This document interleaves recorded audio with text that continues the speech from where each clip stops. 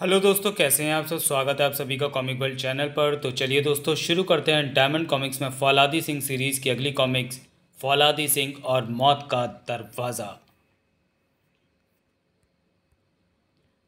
फौलादी सिंह और मौत का दरवाज़ा। डॉक्टर जॉन फौलाद और लंबू के साथ अपने टापू पर बने एक बगीचे में बैठे ब्रेकफास्ट ले रहे थे। बहुत दिनों बाद ये सुख चैन के दिन आए हैं, लेकिन जिस ज़िंदगी में हंगामा ना हो वैसी ज़िंदगी जीने का कोई मज़ा भी नहीं। तभी अचानक रोमो ग्रह के जोकर के संदेशवाहक का नमस्कार। जोकर? तुम इस जोकर के संदेशवाहक को जो पृथ्वी पर अनेक हंगामे कर चुका है? जी हाँ, मैं उसी जोकर का संदेशवाहक हूँ जो पिछली बार तुम्हारी पृथ्वी पर जूतों का हंगामा मचा कर जा चुका है। कल उस जोकर का विवाह है। वह जोकर अपना विवाह तुम्हारी पृथ्वी पर ही करना चाहता है। हमारी पृथ्वी पर? लेकिन क्यों? क्योंकि उसे हिंदुस्तानियों की रीति से विवाह करना पसंद है। और वह लड़की कौन है जिससे वह शादी करेगा? वह लड़की रोमो ग्रह की माता जोकर है। यह है उस जोकर के विवाह का निमंत्रण पत्र। और अगले ही कुछ सेकंडों में ऐसा एक एक निमंत्रण पत्र पृथ्वी के सभी परिवारों को प्राप्त हो जाएगा। सब पृथ्वीवासियों को? वह भला कैसे? अगले ही क्षण गायब। सत्यानाश! मैंने अभी कहा था बहुत दिनों बाद सुख चैन के दिन आए हैं। शायद ये बात उसका मगज जोकर ने सुननी थी। तैयार हो जाओ मेरे बच्चों। जोकर के इस निमंत्रण पत्र को विवाह का निमंत्रण पत्र नहीं बल्कि मुसीबतों का निमंत्रण पत्र समझो। मैं ये सोच रहा हूँ कि अगले कुछ ही सेकंडों में पृथ्वी के सभी घरों में निमंत्रण पत्र कैसे पहुँच जाएंगे। इधर ये बात कर ही रहे थे कि पृथ्वी पर बने हर घर के दरवाजे पर पोस्टमैन की तरह एक एक जोकर प्रकट हुआ। बहन जी, ये लीजिए, रोम ग्रह के जोकर के विवाह का निमंत्रण पत्र। जोकर? शादी? और आज हर व्यक्ति की ज़ुबान पर जोकर की शादी का ही निमंत्रण पत्र का जिक्र था। एक जोकर मुझे उस जोकर की शादी का निमंत्रण पत्र दे गया जिसने पूरे संसार में तहलका मचा दिया था। मेरे पास भी एक जोकर आया था और मुझे भी जोकर की शादी का निमंत्रण पत्र मिला है। पृथ्वी पर ज़रूर कोई भारी संकट आने वाला है। जोकर के विवाह का ज़रूर कोई गहरा रहस्य है। कल ही तो है उसकी शादी। जो भी है कल सामने आ जाएगा। अमेरिका। रोम ग्रह का वह जोकर जो फौलाद के हाथों कई बार पराजित हो चुका है। मुझे उसके विवाह का निमंत्रण पत्र देने एक जोकर आया था। मुझे भी मिला निमंत्रण पत्र। रूस। हमारे मोहल्ले में भी। सुनो, एक कमाल की बात, मेरे पूरे मोहल्ले में सबको जोकर की शादी का निमंत्रण पत्र मिला। हमारे मोहल्ले में भी। दुनिया के हर देश, प्रत्येक मोहल्ले और गली में तथा प्रत्येक घर में कार्ड में लिखा है, बहन जो भी जोकर की बारात में शामिल होना चाहे वह अपने घर पर हरे रंग का झंडा लगा दे। जोकर के सेवक उस घर के सदस्यों को जोकर के विवाह समारोह में पहुंचा देंगे। अगर सारी दुनिया ही उसके विवाह समारोह में शामिल होना चाहेगी तो वह दुनिया के अरबों लोगों को ठहराएगा कहाँ? निमंत्रण पत्र पर यह बात स्पष्ट रूप से लिखी थी कि जोकर के विवाह में शामिल होने वाले किसी भी व्यक्ति को किसी प्रकार का कोई नुकसान नहीं पहुंचेगा। ये बात तो सही है दोस्त, जोकर कभी झूठ नहीं बोलता। वह किसी को नुकसान नहीं पहुंचाएगा। और अगली सुबह संसार भर के अधिकांश घरों पर झंडे लगे थे। लेकिन जोकर का विवाह समारोह है किस स्थान पर? इसमें लिखा है घोड़चढ़ी का 7 बजे साय का समय है। 6:30 बज गए, अब तक तो कोई आया नहीं हमें लेने। निमंत्रण पत्र में तो ऐसा कुछ नहीं लिखा। धीरे धीरे लोगों को विश्वास होने लगा कि जोकर ने मजाक किया है। शांति, खाना बनाओ। जोकर की शादी की दावत खाने के चक्कर में कहीं भूखे ही न सोना पड़े। लेकिन जब रात 7 बजने में से 5 मिनट शेष थे और जिस जिसके घर की छत पर हरे रंग का झंडा लगा था, सहसा ही उस घर में रहने वाले लोगों के जिस्मों का आकार घटने लगा। आए मेरा जिस्म! अरे मेरा जिस्म छोटा हो रहा है। उफ, मेरा कद 6 फीट था, अब 3 फीट रह गया। और जिनके जिस्म छोटे होते जा रहे थे वह चाह कर भी अपने स्थान से हिल नहीं पा रहे थे। पत्थर के बुत के समान बेहरकत हो गए थे, लेकिन उनके कद निरंतर घट रहे थे और आधा मिनट बीतते बीतते उनके जिस्म बेर की गुठली के साइज़ के हो गए। और फिर संसार के 95% लोगों के जिस्म मच्छरों के साइज़ के बराबर हो गए और फिर गायब हो गए। शेष संसार के वह 5% लोग जिन्होंने अपने घरों पर हरे रंग के झंडे नहीं लगाए थे, उन सबके घरों के दरवाजे पर एक एक जोकर प्रकट हुआ। आप जोकर के विवाह समारोह में क्यों शामिल नहीं होना चाहते जनाब? मुझे डर था कि कुछ गड़बड़ होगी और मेरा डर सही साबित हुआ। जिन लोगों ने अपने घरों पर हरे झंडे लगाए वह सब मच्छर बनकर गायब हो गए। तो क्या आप लंबा होना चाहते हैं? नहीं, मैं जैसा हूँ वैसे ही ठीक हूँ। तो ठीक है, आप जैसे हैं वैसे ही रहिए। लेकिन दरवाजे पर खड़ा व्यक्ति जिस पोजीशन में खड़ा था उसी पोजीशन में स्थिर खड़ा रह गया। है, मैं हिल नहीं पा रहा। सिर्फ उसी व्यक्ति ने अपने घर पर आए जोकर को यह जवाब नहीं दिया था। बाकी भी अनेक लोगों का जवाब यही था कि जिस हालत में है उसी में संतुष्ट हैं। फलस्वरूप वे जिस पोजीशन में खड़े थे उसी पोजीशन में बेजान मूर्ति की तरह स्थिर रह गए। बचाओ, वो मुझे स्थिर कर गया है। और फिर जोकर से बात करने वाले व्यक्ति ही नहीं, उसके परिवार के बाकी लोग भी उस समय जिस एक्शन में थे उसी एक्शन में स्थिर ही हो गए थे। हाय, मैं हिल नहीं पा रही हूँ। अरे मैं उठ नहीं सकती। मुझे क्या हुआ? अपने दरवाजे पर आज जोकर से कुछ लोगों ने कहा था, साहब कोई ज़बरदस्ती है क्या? हम उस जोकर की शादी में भला क्यों शामिल हो जिसके कारण पूरे संसार को कई बार मुसीबतें झेलनी पड़ी हैं? तो तुम मुसीबत से बचना चाहते हो? जी हाँ, हम हंसी खुशी अपना जीवन व्यतीत करना चाहते हैं। हमें उस शैतान जोकर की शादी से कोई लेना देना नहीं। तो ठीक है, हंसी खुशी से रहो, हंसी खुशी से रहो। अरे वे गायब। कमाल है। मम्मा मैं हंस क्यों रहा हूँ? मेरे दिमाग में खुशी खुशी है। हंसने और खुश होने के अलावा मैं कुछ और सोच ही नहीं पा रहा हूँ। उसका पूरे परिवार खुश था, हंस रहा था। हो सच मैं बहुत खुश हूँ। हे भगवान, मैंने तो जोकर से हंसी खुशी जीवन व्यतीत करने को कहा था और उसके बाद मैं ना चाहकर भी खुश रहने तथा हंसने के लिए मजबूर हूँ। इसी प्रकार जोकर के विवाह समारोह में शामिल न होने के बारे में जिसने जो बात कही, जोकर ने उसकी वह बात मान ली थी, जैसे कि एक लेखक के साथ हुआ। मुझे फुर्सत नहीं है, आज ये कहानी पूरी करके अपने प्रकाशक को देनी है। आप ये कहानी ही पूरी करते रहिए, मैं चला। मैं तो करूँगा ही। गायब। लेकिन जोकर के जाने के बाद उफ, ये क्या हो रहा है?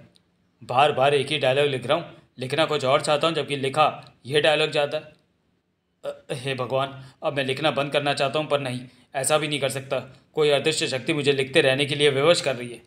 जिस प्रकार घिसा हुआ रिकॉर्ड एक ही शब्द दोहराता रहता है, उसी प्रकार मेरी इच्छा के विरुद्ध मेरी कलम उसी डायलॉग को बार बार लिखती जा रही है जिसे मैं तब जोकर से बात करते समय लिख रहा था। एक ही डायलॉग को मैं 1000 बार लिख चुका हूँ, पर अब भी मेरी कलम नहीं रुक रही। पेन में स्याही खत्म हो गई तो किसी अदृश्य शक्ति ने उसे पेन में स्याही भरने के लिए विवश कर दिया। कागज़ ख़त्म हो गए तो वह लिखे हुए कागज़ों पर ही उसी डायलॉग को लिखने लगा जिसे वह अब तक हज़ारों बार लिख चुका था। इस बीच डॉक्टर जॉन के टापू पर सिर्फ 5 मिनट रह गए, पर अब तक जोकर ने किसी को नहीं भेजा। वह ज़रूर भेजेगा, लेकिन हाँ, जैसे उसने संसार के बाकी लोगों को मच्छर के साइज़ का बनाकर बुलाया, वैसे हमें नहीं बुला पाएगा। तभी आपने ठीक कहा श्रीमान जी, चूँकि आप तीनों के जिस्म अदृश्य सुरक्षा किरणों के घेरे में है, इसलिए आप पर मेरी शक्ति का असर नहीं होगा। लेकिन मेरा विनम्र निवेदन है कि आप स्वयं मेरे साथ चलने को तैयार हो जाएं, क्योंकि जोकर साहब ने खास तौर से कहा है कि आपको समझा बुझाकर उनके विवाह समारोह में अवश्य पहुंचा दूं। कहाँ ले चलोगे? मैं आपके सौरमंडल में चंद्रमा नामक एक ग्रह, वहीं पर जोकर साहब के विवाह समारोह का बंदोबस्त किया गया है। तुम्हारी पृथ्वी के अरबों परिवारों को निमंत्रण दिया गया था, उन सबको चंद्रमा पर पहुंचा भी दिया गया है। अब सिर्फ आप बाकी हैं। मैं तो नहीं जा पाऊंगा। हाँ, फौलाद और लंबू अपने भारत और अंतरिक्षक नाम के कंप्यूटर मित्रों के साथ तुम्हारे साथ जाने को तैयार हैं। आप क्यों नहीं जाना चाहते? मैं उन लोगों को सामान्य करूंगा जिन्हें तुमने जोकर के विवाह समारोह में शामिल न होने की सज़ा दी है। यहाँ आपने ऐसा बंदोबस्त किया हुआ है कि यहाँ मेरी कोई वैज्ञानिक शक्ति काम नहीं कर रही, वरना जैसी सज़ा बाकी लोगों को दी है वैसी सज़ा मैं आपको भी दे देता। चलो तो चलिए साहब। जैसे ही जोकर के साथ उड़ते हुए फौलाद और लंबू आकाश में पहुँचे, भारत और अंतरिक्षक उनके पास प्रकट हो गए। भारत और अंतरिक्षक को अब तक की सारी घटनाओं की जानकारी हो चुकी थी। 1 मिनट से भी कम समय वह चंद्रमा पर पहुंच गए, जहां एक विशाल शामियाना लगा हुआ था। यहीं पर है वह पृथ्वीवासी जो जोकर साहब के विवाह समारोह में शामिल होना चाहते थे, यानी कि अरबों की संख्या में लोग यहाँ मौजूद हैं। और देखो, पृथ्वीवासी दावत उड़ा रहे हैं। मच्छरों के साइज़ के अरबों पृथ्वीवासी। लगता है ये सब दृष्टि भ्रम में ग्रस्त हैं, यानी कि मच्छर के साइज़ के बनने के बाद भी इन्हें ऐसा मालूम नहीं हो रहा है कि इनके जिस्म मच्छर के साइज़ के हैं। ये स्वयं को वैसे ही सामान्य कद के आदमी समझ रहे हैं जैसे कि हकीकत में थे, और भले ही ये मच्छरों के समान बर्तनों पर चिपक कर भोजन कर रहे हैं, लेकिन स्वयं वे ऐसा ही महसूस कर रहे हैं जैसे ये मेज़ों पर सजे व्यंजनों को प्लेटों में रखकर खा रहे हैं। तुम ठीक समझे। लेकिन दूल्हा यानी कि जोकर कहाँ है? चलो मेरे साथ, दूल्हे से मिलवाऊँ। एक पहाड़ पर एक शानदार किला बना हुआ था। ये किला सिर्फ 2 सेकंड में बनकर तैयार हो गया था, और ये इतना मजबूत है कि एटम बम भी इसकी किसी दीवार को खरोंच नहीं पहुंचा सकता। किले में अचानक भारत ने फौलाद से मानसिक संबंध स्थापित किया। फौलाद, यहाँ गड़बड़ है। मेरी मशीनरी खतरे का संकेत दे रही है। तुम ठीक कह रहे हो भारत, हम खतरे में फंस चुके हैं। मैं भी समझ गया। फौलाद, हम चक्रव्यूह में फंस गए। क्या चक्रव्यूह? कैसा चक्रव्यूह? आइए मिलिए जोकर साहब से। आओ आओ फौलाद, मैं तुम्हारी ही प्रतीक्षा कर रहा था, क्योंकि मेरे इस विवाह समारोह के तुम ही तो विशिष्ट अतिथि हो। अतिथि हम और तुम्हारा विवाह, ये सब क्या चक्कर है? तुम्हारे कंप्यूटर भारत ने अभी बताया तो था तुम्हें कि ये क्या चक्कर है, फिर भी तुम मुझसे ही पूछना चाहते हो। तो सुनो, मैंने इस बार ऐसा चक्रव्यूह तैयार किया है जिसमें तुम निश्चित रूप से फंस जाओ तथा डॉक्टर जॉन से तुम्हारा संबंध विच्छेद हो जाए, और अगर मुझे तुम फिर भी इस चक्रव्यूह को तोड़कर इसमें से जीवित बाहर निकलते नजर आए तो मैं पृथ्वी के उन अरबों लोगों को जान से मारने की धमकी देकर तुम्हें रोक लूँगा, जिन्हें मैंने मच्छर के साइज़ का बनाकर अपनी कैद में कर लिया है।